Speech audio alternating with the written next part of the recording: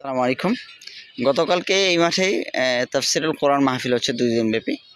তো আমি এসে হঠাৎ একটা জিনিস লক্ষ্য করলাম এবং গতকালকে দেখেছিলাম যে মাঠের ভিতরে অসংখ্য দোকান এবং আপনারা যদি দেখতে পারেন গোটা মাঠটাই এত নোংরা করে ফেলা হয়েছে, পুরো মাঠটাই। তো এখানে একটা চুলা করা হয়েছে।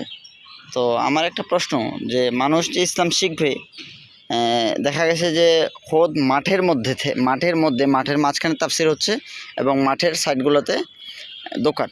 তো এটা কি তাফসির মাহফিল যে কমিটি যারা আয়োজন করেছেন ওনারা কি দোকানগুলোকে ভিতরে বসতে দিয়েছেন? একজন মানুষ যখন এই মাঠে প্রবেশ করবে তখন একদিকে দেখবে মাহফিলে বক্তব্য চলছে, আরেক দিকে দেখবে দোকান চলছে। আর মানুষের মন যেহেতু স্বাভাবিক বিনোদনের দিকে একটু বেশি ঝোঁকপ্রবণ, পাপের দিকে ঝোঁকপ্রবণ, তো মানুষ কোন দিকে যাবে? মানুষ দোকানের দিকে যাবে নাকি মাহফিলের তাফসিরের দিকে যাবে? তো এটা যারা আয়োজক কমিটি আছেন কিংবা যারা ভবিষ্যতে আয়োজন করবেন, আমি সবাইকে বলছি, বিশেষ করে যদি এইরকম মাঠে আয়োজন করা হয় তো মাঠের ভিতরে কোনো রকম দোকানে প্রবেশ করতে দেবেন না এবং সম্ভব হলে যাতে আর এত অপরিষ্কার নোংরা এসব তো অবশ্যই কাম্য নয়। পরিষ্কার পরিচ্ছন্নতা যদি ইমানের একটা পার্ট হয়ে থাকে তাহলে মানুষ তো এখান থেকে কিছু শিখতে পারবে না। তো এটাই ছিল আজকের মতো বক্তব্য। ধন্যবাদ সবাইকে। আসসালামু আলাইকুম।